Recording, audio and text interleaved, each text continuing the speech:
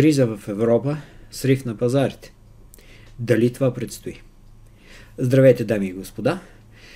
Темата наистина е изключително обширна.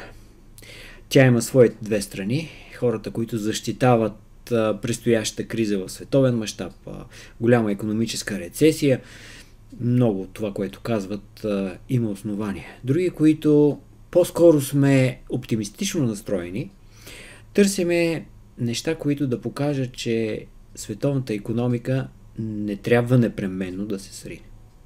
Разбира се, въпросът остава отворен. За това пък сега ще ви покажа някои интересни неща, допълнение към това, което всеки говори, всеки икономист говори за европейската икономика, за спадът на индустрията, за проблемите с демографията и така нататък. Аз ще ви покажа аспекти, свързани с парите, които хората имат, бизнеса, кредитирането, дали това всъщност ще ни предпази от една икономическа криза, от един сериозен срив на пазарите след това. Да проверим обаче колко е жива тази теория, колко е жизнеспособна тази теория, че следващата стъпка на вече икономическата рецесия в Европа е много сериозна криза. Потребителят, европеецът, тук ще говоря за еврозоната, към нея онези малки страни, които все още не са част от нея или вероятно няма да бъдат. Великобритания по-скоро ще оставя на страни, там има някои специфики, затова разглеждаме основно континентална Европа. Потребителят в континентална Европа, основно в еврозоната, е сериозен спестител. Демографията, разбира се, тук играе огромната си роля. Поколението, което предстои да се пенсионира, поколението, което прави най-много доходи и може да си позволи да спестява и да инвестира. Проблемът е, че през последните години виждаме спад на доходите в реално изражение. Инфлацията беше по-силна, по-висока растеж от тях. И едва ли тези месеци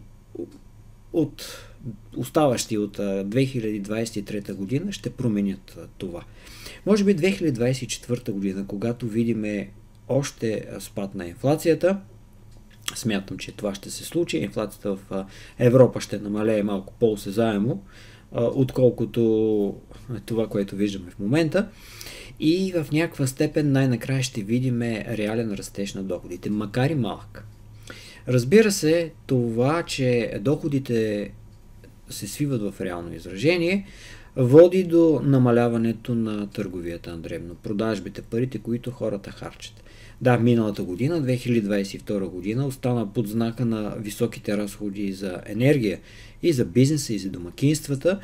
И единственото, което успя да помогне на европейската икономика да изпадне в много сериозен колапс, беше това, че тези разходи паднаха чувствително и парите в някаква степен останаха при потребителите. Но като цяло, когато теглим чертата на 23-та година, тук виждаме наистина спад на продажбите на дребно, спад на вноса на стоки в Европа, в еврозоната и съответно това пък води до подобряване на салдото по външна търговия, защото износът от Европа също се колебае нагоре-надолу, но в някаква степен успява да запази своите равнища и оттам идва подобрението на салдото.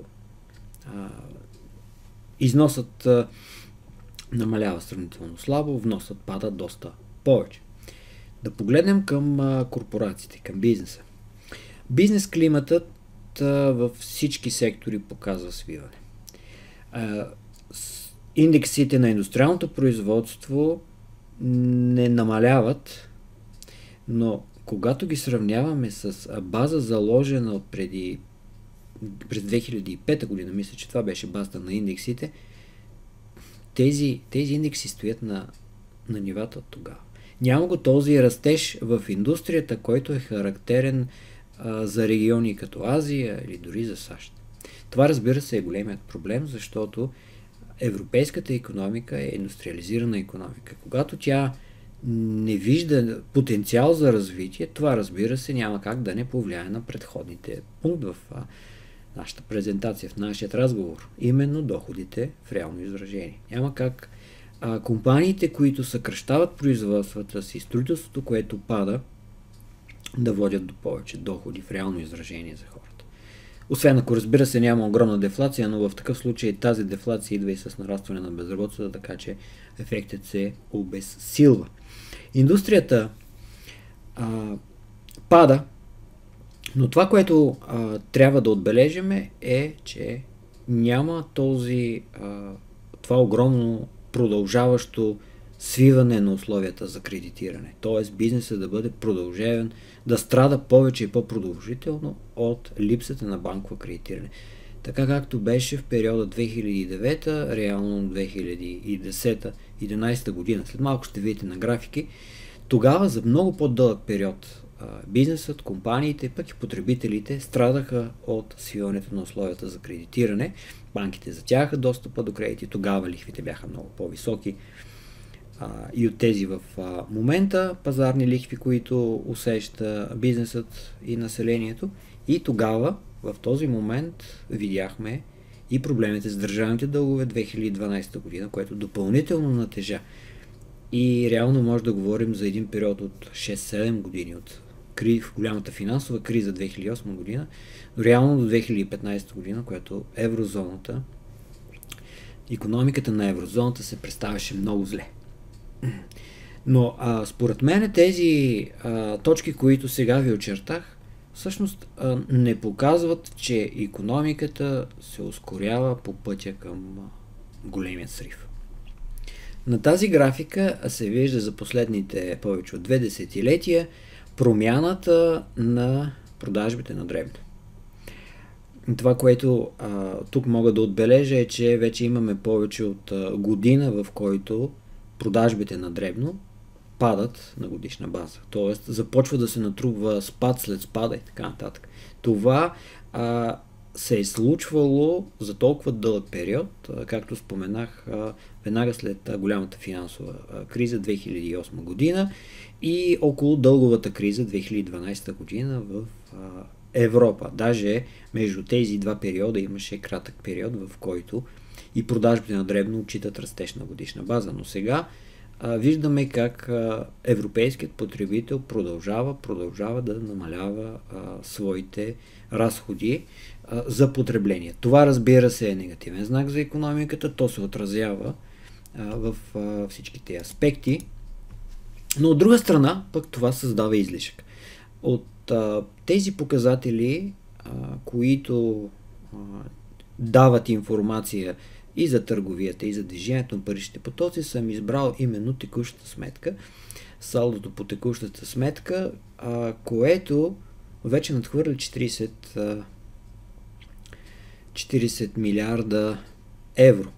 Това са едни от най-високите стойности исторически за региона, което наистина е знак за подобряване на парите, които създава самата еврозона. Защото в това салдо, този плюс, той се формира не само от това, че индустрията и икономиката изнася повече и потребителя внася по-малко. Това е външно-търговското салдо, но то отговаря за половината. Останалата половина от тази сума всъщност са парите, които инвестициите в чужбина носят.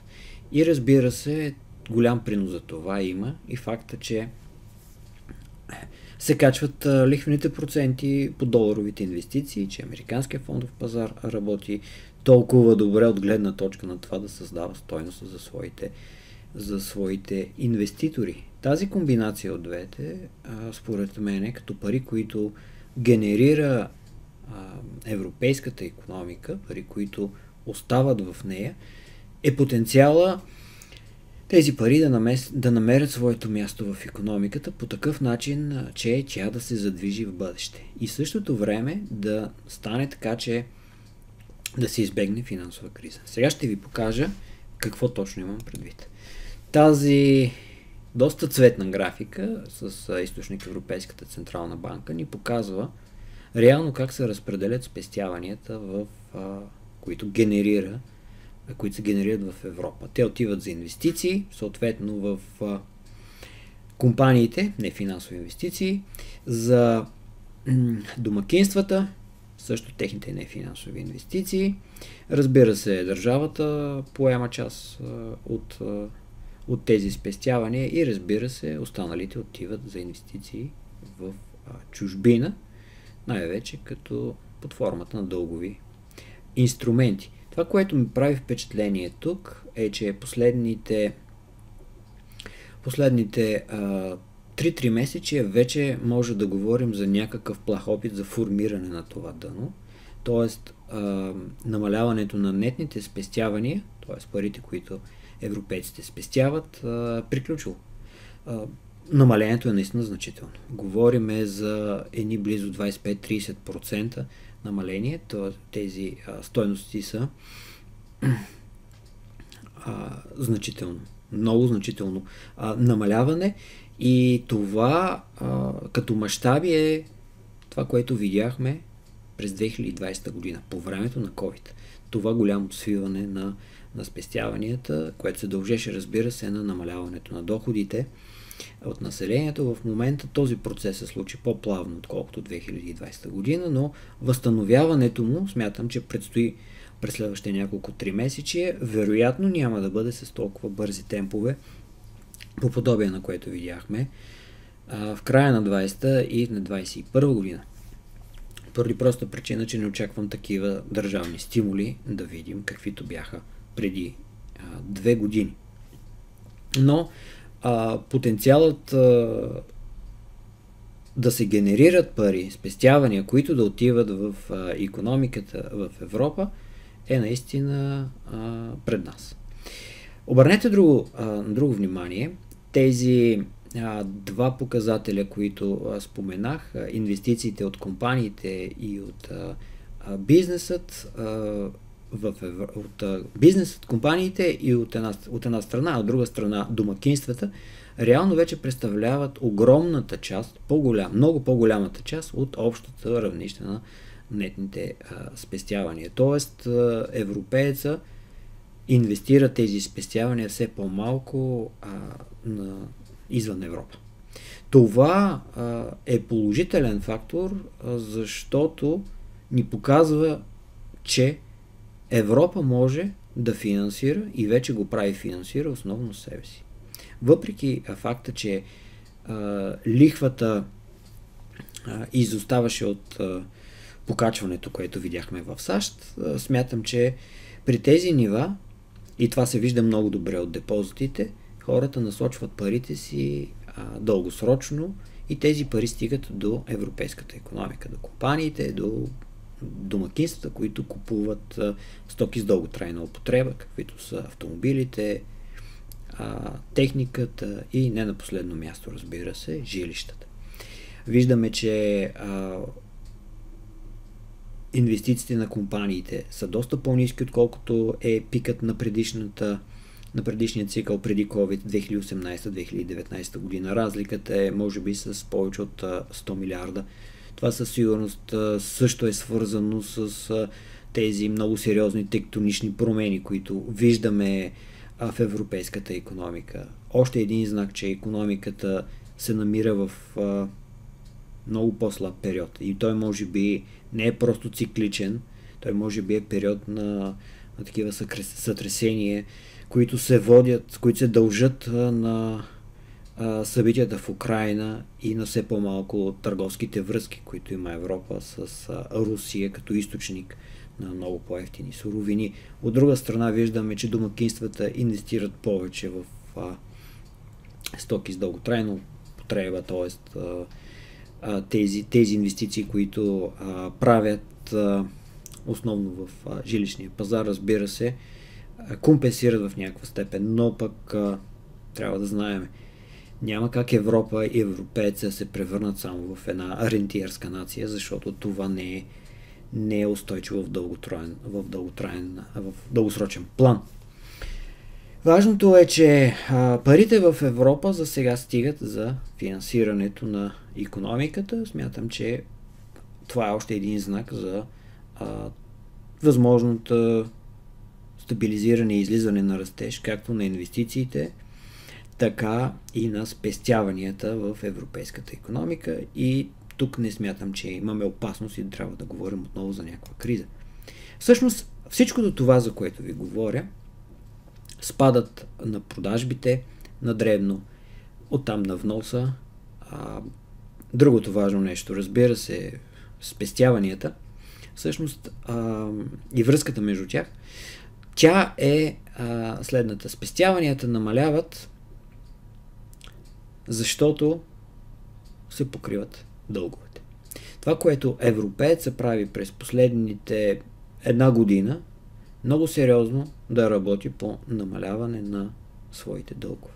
И това тук според мен е повече от добра новина.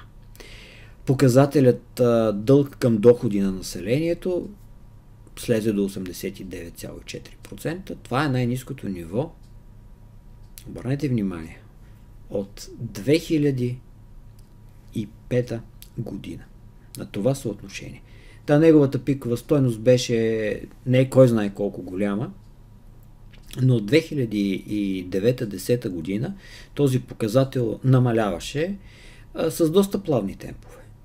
Явно сега покачването на лихвите в Европа, тази промяна, която се случва в главите на хората, на бизнеса, че ливариджът това е опасен инструмент, води до тези по-сериозни намерения за намаляване на задлъжнялостта, за намаляване на дълговете. Не само на населението, но и на бизнеса, но при потребителите, при населението в Европа това се вижда най-силно. И тук това според мен е процес, който трябваше да се развива още преди едно десетилетие. Защото държавите бяха тези, които харчат толкова мащабно пари, нещо трябва да компенсира. Държавата реално изземва парите, които ще отиват за кредити за бизнеса и за хората. Тя излиза като конкурент, казва им: ето, аз ви давам по-високи лихвени проценти, безрискови и така нататък. И това също кара останалите икономически агенти, бизнесът и домакинството да се борят за все по-малко пари на все по-висока лихва. И това, разбира се, е процес, който ще се ускорява, защото ако държавата увеличава своите заеми и те не могат да се компенсират от спестявания, трябва бизнесът и потребителите да намаляват своите заеми, което се вижда и сега. Колко е устойчиво това? Това е тема на друг разговор, но според мен тази положителна тенденция, която виждаме, е положителна не за икономическия растеж, толкова колкото за финансовата стабилност. Защото тук виждаме все по-малък и по-малък риск пред това банките да се сблъскат с много големи необслужвани кредити.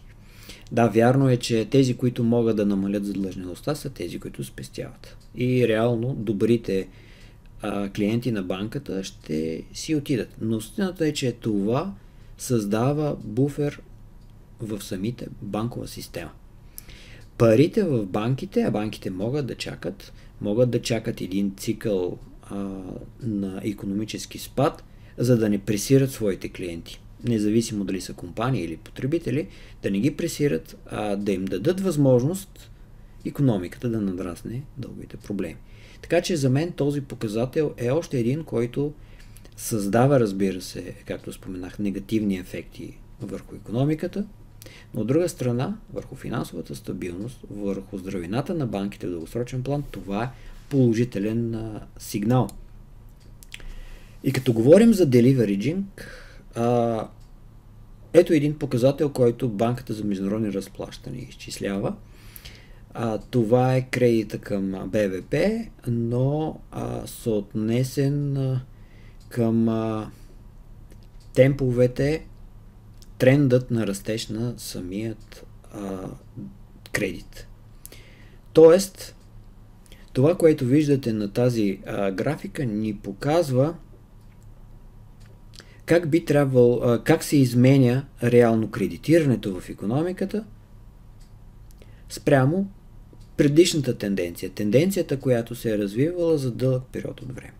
И именно тази разлика, този геп в положителна или в отрицателна стойност се разглежда като индикатор, който показва извънредно големият кредит в икономиката. Просто казано, точно излишъка на пари, които влизат чрез кредитирането. И то е много добър вариант, в който да се види дали в икономиката има извънредно такова кредитиране, което рано или късно ще се превърне опасно за нея, защото на икономика, в която се изпомпва много кредит, реално отива към един такъв срив в последствие. За това съм извадил и показателят на САЩ, за да го сравня с еврозоната. Проблемът на тези данни е, че изчислението за еврозоната е реално от 2009-2010 година, но данните за САЩ са от 1957 година и много добре се вижда как десетилетието преди финансовата криза 2008 година този показател е бил достига над 10% от БВП. Тоест кредитирането е било растяло много повече, отколкото е бил дългосрочният тренд. Много повече. Съответно, силата на икономическия спад след това беше в обратното движение, защото пък показателя стигна много ниски стойности след това до 2012-13 година. И именно това намаляване на кредитирането, тази разлика с дългосрочния тренд, беше причината за това, за периода от 2008-2009 година, от възстановяването след кризата, до 2015 година световната икономика, особено западния свят, да се развива толкова зле. Европейската дългова криза, тя добавя нюанси, но именно това огромно свиване на кредитирането, този деливеринг, който беше тогава в САЩ, беше причината за икономически растеж да бъде по-слаб от обичайното. Разбира се, след това видяхме много бързо тази разлика да се стопи в рамките на няколко години и особено след 2020 година кредитирането да се увеличи и отново да стане положителна стойност, да надхвърли този дългосрочен тренд. Това, което искам да ви покажа тук, е не само, че от 2020 година насам САЩ и еврозоната се движат по един и същи начин, но да ви покажа колко рестриктивна е в момента кредитната ситуация в еврозоната. Тя се сравнява с тези стойности минус 15% от БВП, като разлика, разбира се, този геп, с най-лошите моменти 2012-13 година в САЩ, които може би не си спомняте. И аз, разбира се, вече не си спомням всички нюанси, но тогава трябваше да се рестартират QE1, QE2, QE3 беше по-късно, но тогава бяха тези етапи на наливане на пари, quantitative easing, на програми, които да карат американеца да купува автомобили, да инвестира в жилища и така нататък. Това трябваше тогава да активизира икономиката, но то спря този здравословен процес на деливерджинг, който примерно виждаме сега в Европа, за да засили потреблението в САЩ и да компенсира. Сега ние сме наистина на такива много ниски нива. И европейската икономика, европейската финансова система е рестриктивна за бизнесът с невероятни мащаби,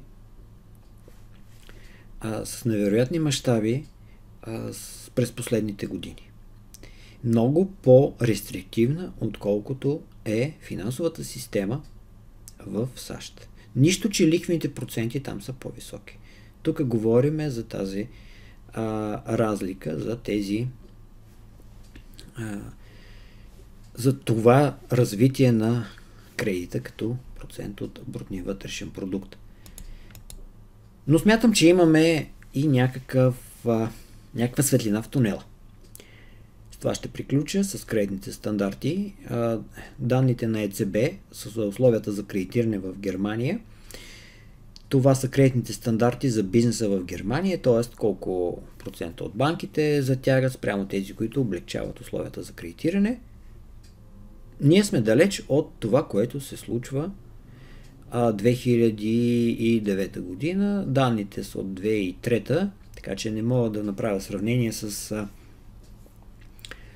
какъв е бил пикът 2001-2002 година по време на тогавашната криза, но със сигурност той е бил на много, много по-високи нива. Тоест банките като процент, самите банки, много голяма част от тях са свивали условията за кредитиране, което включва примерно отказване на кредити или повече колатерал, т.е. повече активи, които да бъдат използвани при кредитирането като залог или по-тежки условия с по-големи надбавки и така нататък. Всичко това към момента по-тежки са условията, отколкото беше 2020 година, но тогава ситуацията се разви толкова бързо покрай пандемията, че самите банки не успяха да реагират и да доведе до такова голямо затягане на кредитирането, да бъде по подобен начин на проблемите, които 2009 година европейската икономика, банковата система изживя. Хубавото е, разбира се, че от пиковите стойности на този показател, кредитни стандарти, от преди една година вече виждаме подобрение.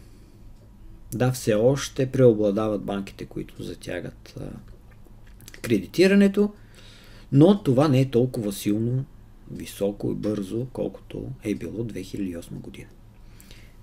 Тук ще направя една оговорка, че това затягане, разбира се, тогава е идвало на фона на много, много дълго време, на години, в който банките са отпускали повече и повече кредити. Тоест, сега банките са успели да постигнат, да натиснат спирачката с по-малко усилие, просто защото автомобилът не се движи с такава висока скорост по надолнището. Образно казано. Но във всеки случай подобрението на условията за кредитиране е добра новина за бизнеса, за потребителите и ето как изглежда графиката на условията за кредитиране за потребителите, за частните лица, домакинствата, за ипотечните заеми, за потребителските заеми. Стойностите са съответно 3 за ипотечните заеми и 7 за потребителските заеми, които се считат по-рискови. Тук има много голяма разлика с това, което видяхме при бизнеса.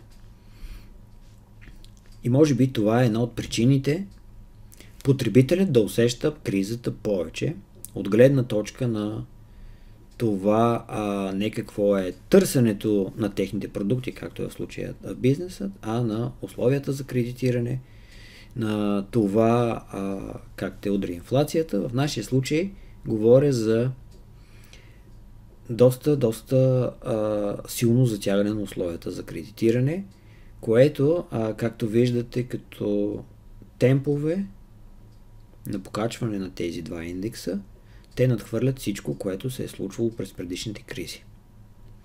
Тоест, реално германският потребител, неговите условия за кредитиране са се променили в рамките на 2021 до 2000, почти края на 2022 година, с темпове, които реално може да ги сравним с това, което се е случило от 2007 до 2009. Като темпове на изменение от много отпускане на кредит към силно затягане. В нашия случай имаме не толкова добри облегчени условия след пандемията, колкото затегнати условия след към края на 2022 година, след началото на конфликта в Украйна. Но сега ситуацията отново се нормализира и тук смятам, че ще видим по-добро кредитиране и за строителство, и за жилища. Нещо, което ще стабилизира строителството. Защото строителството в Европа се движи надолу. В САЩ също, но там заетостта си остава на рекордно високи стойности. В Европа вече имаме по-дълъг период от време, в който цените на имотите се движат надолу, строителството се свива, а в САЩ някак си чакат тази ситуация да отмине и ако видим понижаване на лихвите до година, най-вероятно ще им се размине това огромно съкращаване на работници и служители, което трябваше да се случи благодарение на това, че бизнесът там почти е замрял и тема, за която нееднократно съм споменал. Да обобщя с няколко думи. Смятам, че условията за правене на бизнес в Европа остават много негативни. Но не по такъв начин, че да говорим за криза, която ще се развие следващите буквално месеци. Нещо, което да доведе до силен икономически срив и оттам да има много голямо отражение върху пазарите. Дори смятам, че тези процеси в известна степен са здравословни. Те са наистина разумната реакция на пазара, на потребителите. Това, че те намаляват задълженията си, това, че спестяванията в икономиката отиват към кредитиране, към инвестиции в нефинансови инвестиции, на бизнеса и на потребителите, смятам, че това в някаква степен е здравословен процес, защото той ще създаде достатъчно буфери в финансовата система и тя няма да повтори това, което беше 2008-2009 година. Няма да повтори дори и проблемите, които имаха банките около дълговата криза в 2012 година. Въпреки че техните проблеми изначално бяха по съвсем различна линия, но така или иначе бизнесът ги усети. Особено силно това беше в Гърция, ако си спомняте. Така че данните, които ви представих днес, според мен са доказателство, че проблемите в Европа наистина няма да се превърнат в някакъв сериозен срив. И това, разбира се, трябва да си остане едно пожелателно и за 2024 година, защото винаги може да се появи някой риск, който да засили тази негативна тенденция. Но след като вече минаха близо 2 месеца от конфликта на Израел-Палестина и той не прерасна в някаква сериозно повторение на 1974 година, смятам, че имаме напълно основание да очакваме, че икономиката в Европа също ще започне да се възстановява близките няколко 3 месечия, но разбира се, не без помощта на Европейската централна банка. Ако ЕЦБ отпусне педала на спирачката, което за сега не го правят, това ще гарантира малко по-добра ситуация за бизнеса и за потребителите, защото този процес на деливериджинг, който ви показах, особено при потребителите, той трябва да продължи, но не с толкова силни и бързи темпове. Благодаря ви за вниманието, пожелавам ви успех на финансовите пазари.